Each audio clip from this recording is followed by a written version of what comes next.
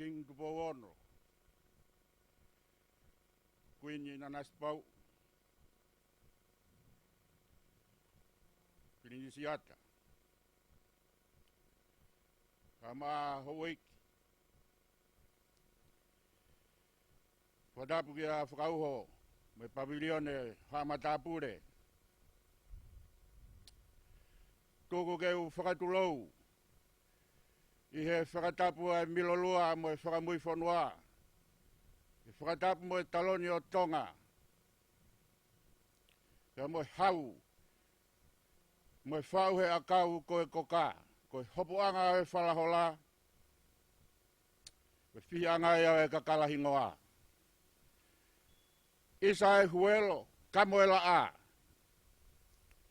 Whala te fua. He whala o ata. Io, ai seniloke o eitu matupu a whakawhetai, ko ngata ene monuka.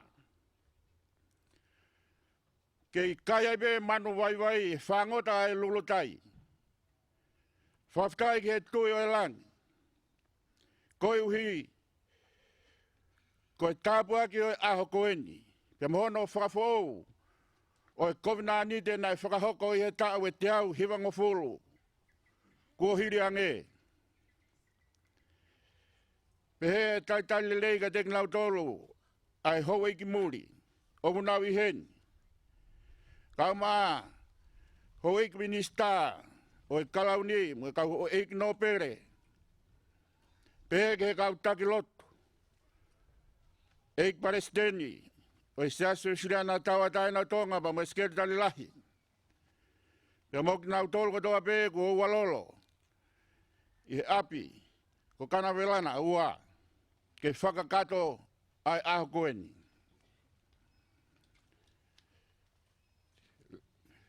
Distinguished guests who aren't able to speak the heavenly language Tongan, would like to welcome you. Shakespeare said, "Drink to me with thine eyes and I will pledge with mine." It is a pleasure indeed to have your presence as a blessing for us. Pehange koe koloa, ai skeitai lahi na ne whakoloa aki, ai hofi, o auditorium ko researi tonga na ne pehe, koe aho katoanga koe ni ne afio, koe aho katoanga whangalanglangi oi otua, ke tau haka, pa tau whawheta iai. This is the day that the Lord has made. Let us rejoice and be glad in it. I invite the General Secretary, Reverend Dr. David Akoloa Yahavea, for the next item in our program. Whakawhi Ranaiki Palestine Sekretai Lahi Koea o Konferensi Sas Presidana Tawatai na Tonga Whafkau David Akoloa Yahavea. Tau e te au hiwanga fulu ko hiri. I kere pe koe ni. Na iafi mai e moaki misnare e lot we siriana. Koe whakamu ki ai hanofu anga maru. Ke te ia mo e kau ngā whrau na tūtūni ke omia e lotu ki tonga. E aho pe ko ia, na mea he ne ata, ke tari, pia mo fuaki e api ko eni, o tau toi whakataha mai ki ai. E whakafoki he o wau e honi, hakonga si o e talanoa, na e whai e tau te au hiwanga fulu ko hiri. I hono tari e ata, ai lotu pe mo kau misnare ke he apini. Ko whakawhe hiwa e maopa, ka mai kau whakawhe pe mo siasi ke tataki ki tau tolu, e ui mo whakamao popo ki he lotu.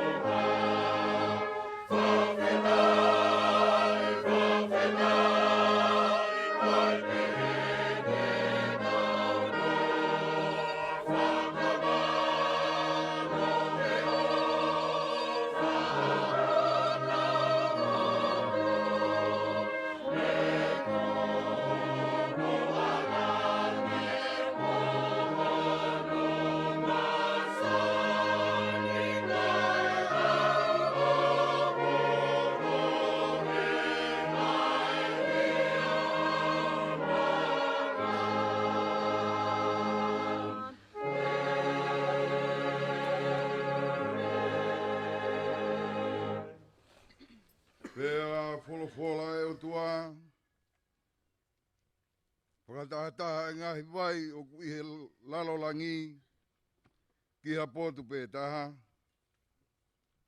Pe ha mai ai mō mua, pe ana e hoko ia, pe na e whakahingoa e he otua, ai mō mua koe whonua. Pe koe whakataha e ngahi vai, nāni whakahingoa koe tahi. Pe na e awhio ki ai ai otua, kua lelei. Amen.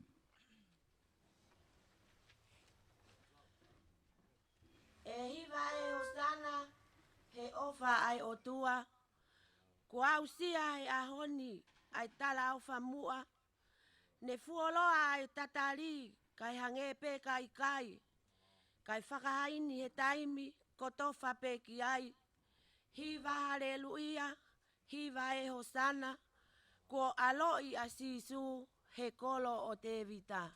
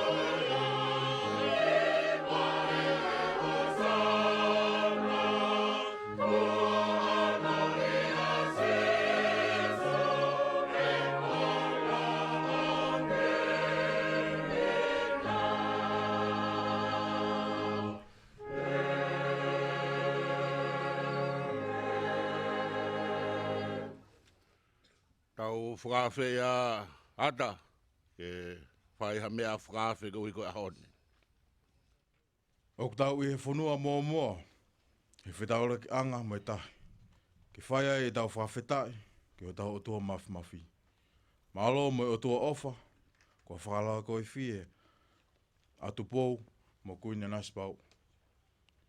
Pea ko na awhio ki hona awhio anga, he api tupu ani. O e lotu, I kolovaini mo tonga. Pea hange e tof pēka ulak whai a ata whisi I hoi.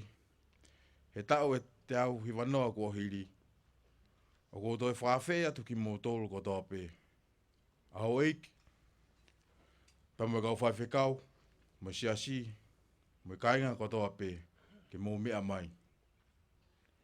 Mō mea mai, he ko whie apito, ke toi o atu a kerekereni, mo koloa o ku iai. Ke hange koe whai I mua, ke taritari ai ko speri, pe ke tauhi ai, ai lotu, mai ka hau.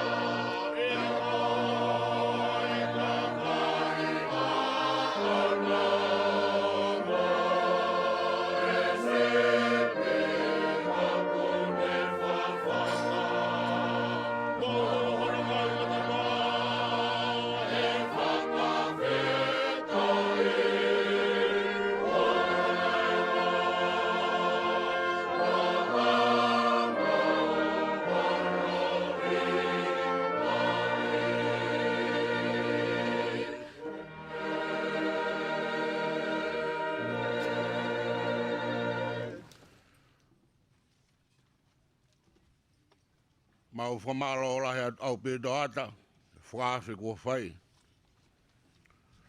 Ko mea mai ai, kau whaafi bea moi siasi, bea moi kai ngā kia bini. Ko whaafi ki tau dolu, ke kamata e tau lotu, moi whaafi dai. O ki he porokarama e ngahi whetare aki, ke tau kau ai, o kore ke whaif kau pure e wai whanua tonga tapu. Ke te kamata e tau lotu. Whaif kau tui nā wai asaere. Kai kai langa e siho ai whare, koe ongo sia e kaulanga, koe kula noa pē.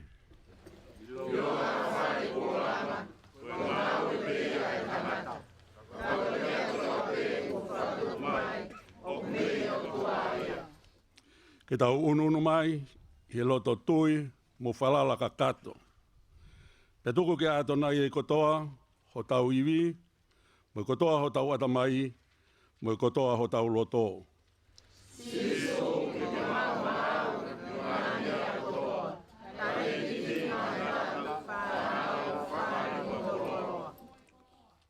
Koia ho tau malo hinga, mo i malo anga.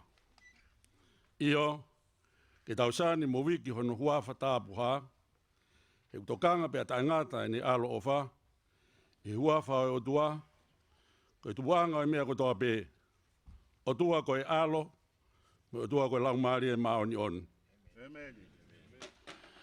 Lau hivi uraki ko ni mangea o hiwa ngafuru himi ko kore ati mo kātākio. Bea ki o runga ke tau hiwa.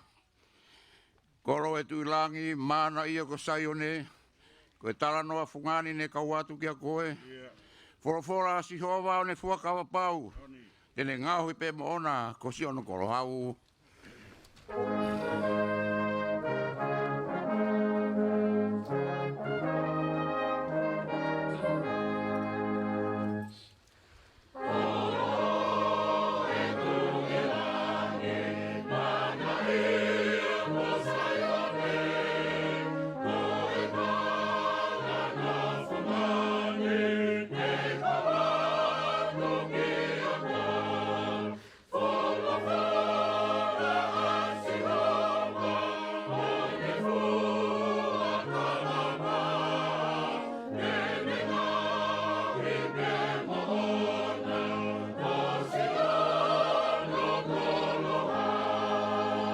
Sio ene tu mo unga e ngai fukakai. Nau fe paki mo natura, ta fe hake peki ai. Ko e toho ki nau tolu ene whakaafu ofa. Ai masani ene fotu, tūtai hono mea kotoa.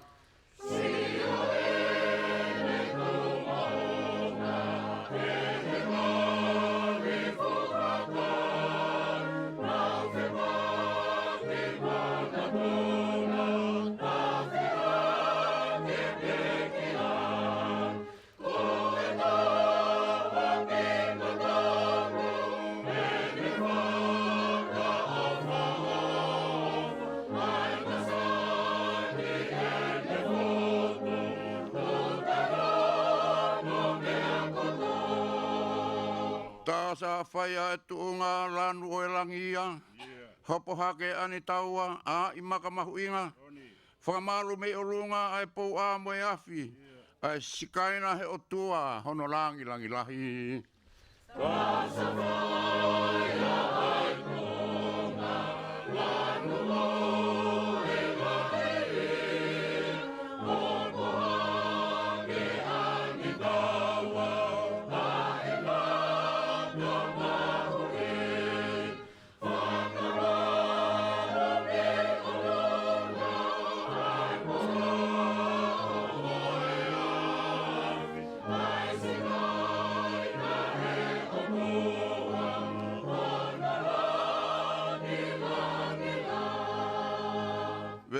si hange ko a whare māma e ne tūmounga e. Whakahoro si o anga he whanua fuape. Nā raraka hono māma i ro mea masani ai. Tongo mai ai taengata ki te ai whanua ko langi. Langi mo na whare māma e ne tūmounga e. Whakahoro si o anga he whanua fuape.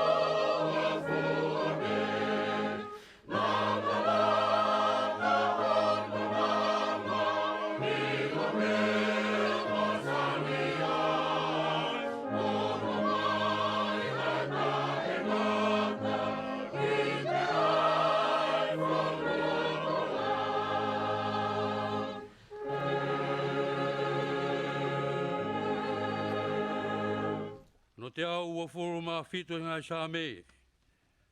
Taha ua fitu sa me, ko hiwa ngai aruha ke, ko mea Solomoni.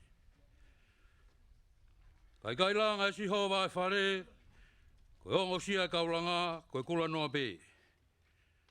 Kai reo hi si hova e kolo, o kua atu ngā pe a tangata reo. Ko kula noa homo ngā henghengi, homo mohe tuai, homo kai e maa e ongo sia, e kune whaa ki tatau pe ki hono ofa ngā, kai mohe pe ia. Wakai koe whanau, koe inasi mea si hova, koe totongi a kune omi, koe fua he mana wā. Hange koe ngahi ngā hau, i e ni mau hatoa, pēa ngahi foha, u te mau keitala vou. Monu ia ka koe toa, ua whanua e ni hofanga hauna, e kai mā e whahinga ko ia, o ka nau ka area, mona ngai whiri, i e matapā. Amen.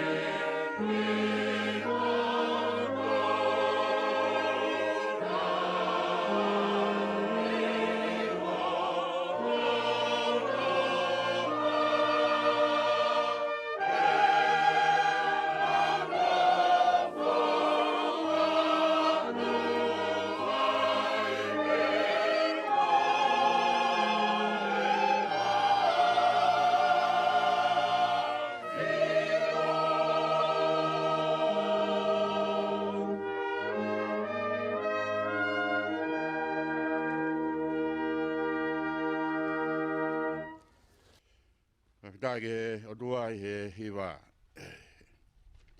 Koe kamoto.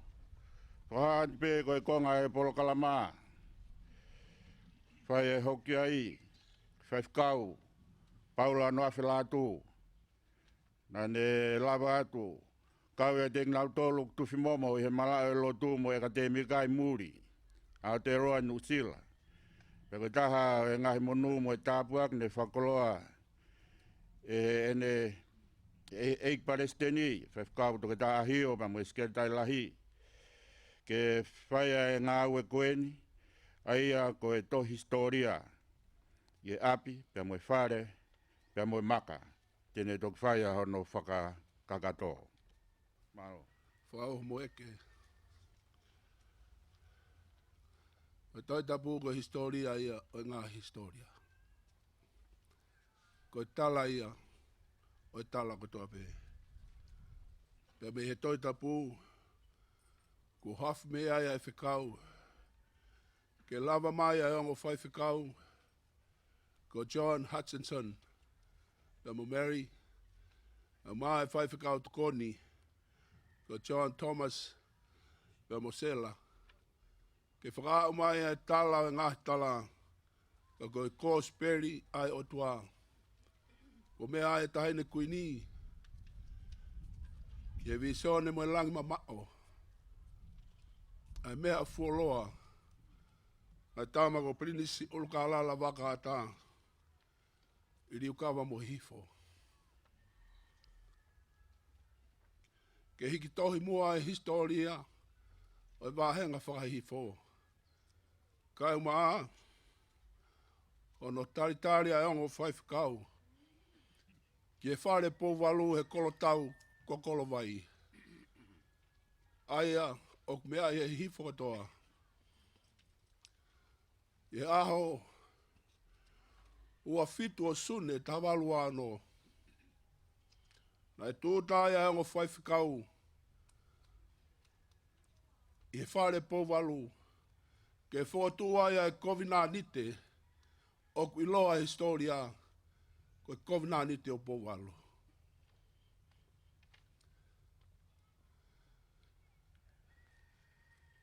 Ke whotua ai ulaki kupu. Ko whehui nai whae o whaifukau ki a ata. Ata fisi hoi. Ko ata ia hono hiwa. Te ke loto ke mautu utamai ki tonga tapuni. O whai ai lotu. Kupu hono ua. Te ke loto. Ke mau lotu. Ki he otua mo ui o whana tau ke mautui. Kupu hono tolu. Te ke loto ke mau akoi. Ai tohi tapu ki hokakai. Kupu hono wha. Te ke wha ki mai hakere kere. Ke langa ai whare o e lotu. Pe langa ai ako. Whaasi. Te ke loto ke malu i ki mautolu. Mo ngau ai o tua au mau heni ai. Whaweta. Ko taitari e prinisi. Ata. Unua ki o tonga. Ai a Fiona. A mai hawai ke whanua. Tō tā hio ka maha ngata. Ka naik se tike tai lahi ka mai sias. A mai kau Palestini. Ki he kere kere koeni. Hange koe mea ku whai ske tai lahi. Tau e te au hiwa noa ko hiri. Na mea heni. A ata sio saia. Ke taitari ai lotu. Mea whotua ia kovina nite o powalu.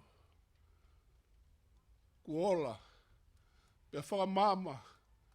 Pea hifoaki ai lau maari maari o ni tonga. Kau hibe. Koe mataki poto ai o tua. Koe honi.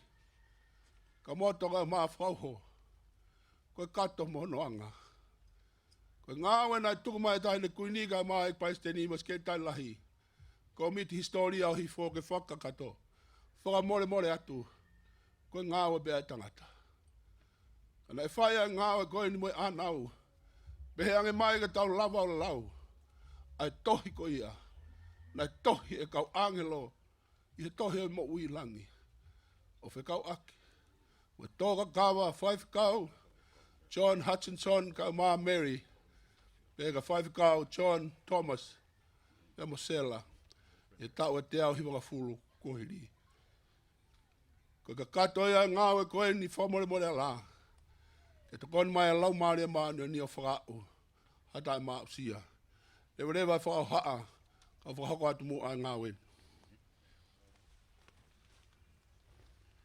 Kamoto tung mai mua ngofua ke whakaua te ngau e whaifkauni ke ne awhio king tupo wono. Matahi ne kuini, kuina nas pau.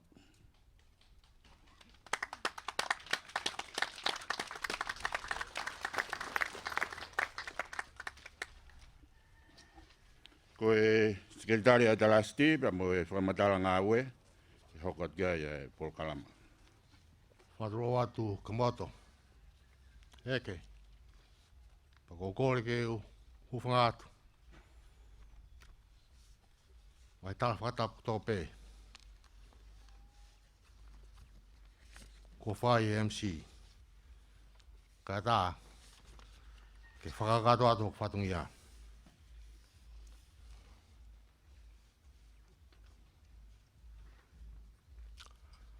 Ko ka mataanga. O e whakaukau ke langa o e whare. Te mono kawinga. O tau ni ka mata. Hai a whakaukau ke langa e whare. Te mono kawinga. Ko e viso neia. Me ane a whi. He tau e on furutupu ko hiri. Rotonga ai kei korowai. A prinisi. Ukalala la wakaata. Mo prinsesi na naspau. Pana loto ai kainga. Ke langa whare fo'o. Ke fo'o te whitongi a ke whare. He ko mutua.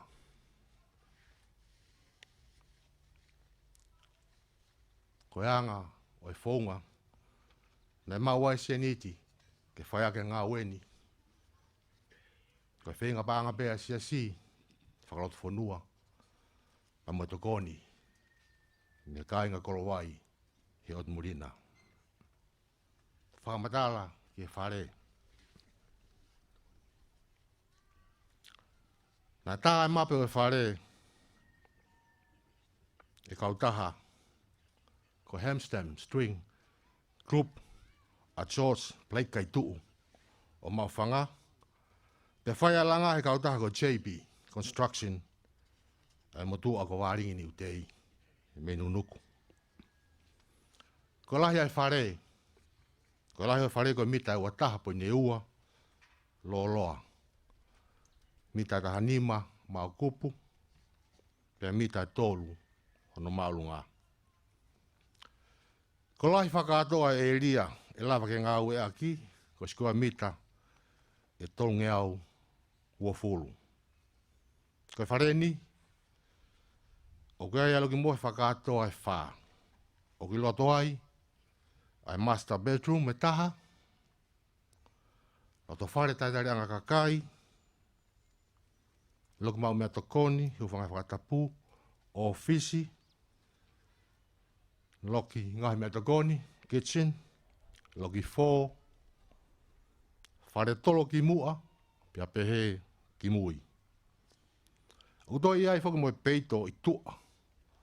Ke ngai whemau makehe a siasi moe whewhikau. He ke whare tawanga mea lere.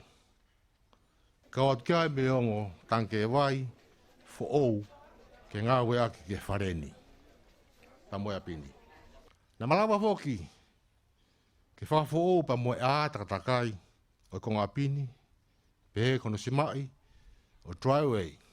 Pehe. Ke ngai lai sima ke ne whakawheho taki. A ngai tua ngā whare. Pa moe whewhanonga aki. Sinoi whare. O whare ki sima. Pe ko whare tolo. O whare ki papa. Horisi aki a weatherboard. A tua. Pe horisi chipboard. A loto. Tuko ke heange a ngahi elia. A una whehokotaki. Pa moe vai. O horisi aki. Ai fiber cement board. Ko ngai matapā. O ko aluminiume. Ngai matapā sio ata. Kai papa. Mo sio ata. A ngai matapā huanga. Ki whare. Pa pehewoki. O gai mono sata. Ko toka teu. Ki ngai whatamaki. Whakai natula. Ko e langa. Mono whaunga. Nā toi whakatu whoke tala sita kolo wai, a George, kai tū Blake, kini hoko koe project manager, mai ngā ue. Nei whai mai rewa ngai tala mahuinga ngai kau taha e whā. Ki ngā ue, pe loto ai tala siti, ke whakahoko e JB Construction, a wāringi niu tei a ngā ue. Koe nau, e ngā ue ni, na iai konga, nei whakatau he kau taha langa, pe koe konga nai hu e si i tongani, pe pehe, ke kāinga me nusila. Ahane kamata e langa o mai ke aho no uwhi. Na kamata langa he aho taha no me uaf mataha no. Taku tau huwhi he ahoni, aho o fulu mawha ti sema uaf mataha no. Koe lawai ai aho ngā ue e te au tolongo fulu mawha, pe uike uano mo e aho e whaa. Ke mau inga whakapanga o e whare. Ke mau inga whakapanga o e whare o umai ki he uwhi. I ao ni, ko e panga e whakilu, fitumano, ono afe, uangea ua fulu maa fitu, sindi tahawalu. Nea ngō kuea e ngahi, toi moua, o te kia kia umai. Whakataha, pe mo whangi, whakamore, i operation cost o e ao ni. Kamoto, ko e kato i au whatungi a. Rewa whakahoa, kau te tau atu. Tulo atu kau whakawheloa kia dai bea ki motua architect, ko e project manager, ki kau whakataha behe o wau ni. Ko George Blake, me he Whamstand Group, pe mo wāling ni utei, me he JB Constructions. Ko i ngāwe nei, wharalama i ki mau whahauko, ko ini ko lava. Ko ka kato whakatau, ka ngahi tūtūni, nei pau ki mau mui ki ai, ai langani. O ko fua ki atu ai ki, i wafa e tamai mo e alo, o lau maari maanioni. Ko whafunga ia e siasi me conference, whai atu e whamaro lahi au bido, ki tu funga kau maa e project manager. Ngā lahi ko mo whai, mo na whakakakato hange ko ngai whemaino a kotope. Koe o kou tāre ngā weni ke whakatapui, mo e lang o tua maf. Kau maa ngā we e siasi, e huawha doa ta mai mo alo, mo lau maare maani oni. Pake hoko ai whareni mo kloa koto beo ki ai. Ko nau ia e siasi we siliana taua taina o tonga. Pe tū ke tauhi e Tala City, mo kai ngalo tua kolowai. Kore ke tau mui mua ke programa, tau whai ai lotu. Ke whakatapui ai ngāwe ko whakakakato. Ko taha pia mo e tohi historia, ko whai hono momoi, ke whakaata. Kau maa e maka, ke whailonga ia ke whatungiani. Nea ngai toki whakakato ia, ia ngahi ahoan ki bui. Ke tau programa. Ke tau lotu. E o tua maafi ko koe tamai, alo, molau maari e oni, koe tokotolu, koe tahape. Ke ka whio ofa mai, ke ngāwe o mau whai.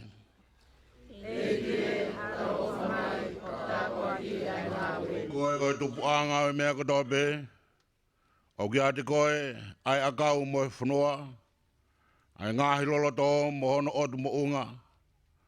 Ai langi mo hono nau masani. Ko koe ai peo ko pure whakariwelewa ki he taimi mo ngahi wheitu u. Ke kamatanga mo ngata anga. Ke mo ui, mo e mate, mo e mo ui. Whatu mau hos kaina hea bini. Mo ngawe kua lawa. Ke maa mangiaya e whanua. Mo lotu hea Fiona. Ke ka whio ofa mai, ke ngāwe ko mau whaini.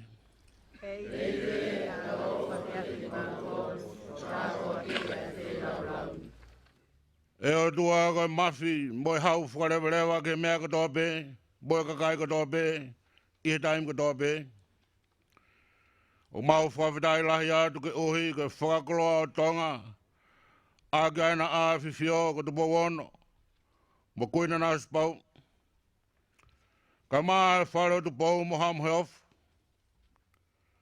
O makehe ai wharahangani koe nā whio heni. Mohona kakai ke lotu kura bēki a te koe. I rea bē taha, moe whonga bē taha. Koe maulo tūne ke hū, ai kau ngā pirikimi. Koe kauta mai o eiki moe kau nanga tō bēki a te koe. Tuke monu ia o hoko aho, bē aina awhiwhio. Me ngahi mai moa ko tō bēki langa hake, ai lelei moe monu ia, maona kakai moe whanua. Tau mau ia ukikai a whio ia whiona. Ai hoi o kiona whinangalo ke mo uilelei a whanua. Pe māmangia whakaako mo whakalau maari a tonga ko tō bē. Whamunu ia mai, eta mai. E ngahi mai moa ko tō bē mā tonga. He koe ni pe moe ka hau. Ke ka whio ofa mai, ke ngāo e ko mau whai.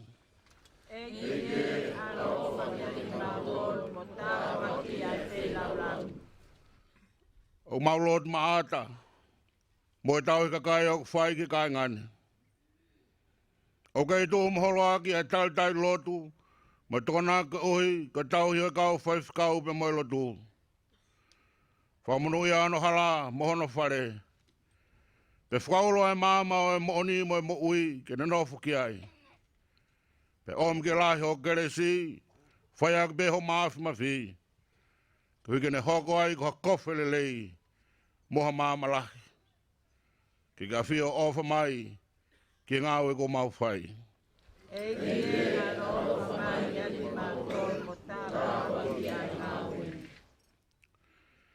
Tau toi whai e toi tāpuak whou, oi kerekereni. E kie alo ofa mai, kia ki mau tolu, mo tāpuak e ngāweni. Ki tau kore a tāpuaki, mo e whare, ko koka na vela ua. Whakatapoia e whareni koe mau ofa ia, mo e manatu ki ati ki nau tolu, ko ngāwe e kuhiri, mo e lolo tonga, mo e kahau o i siasini.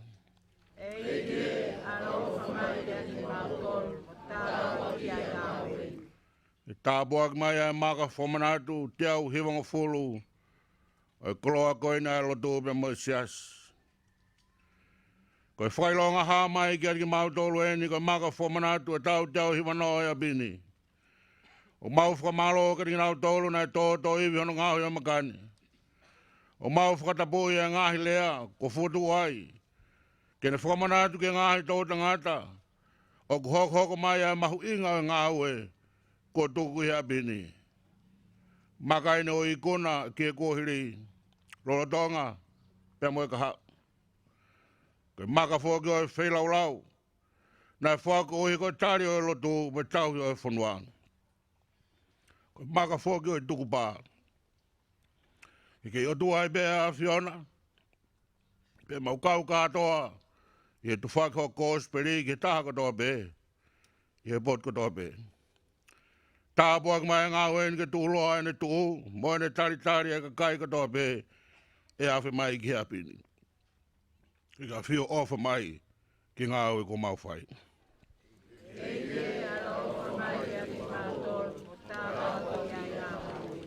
Amen. Kore kau hiwa, e nā whātau hiwa.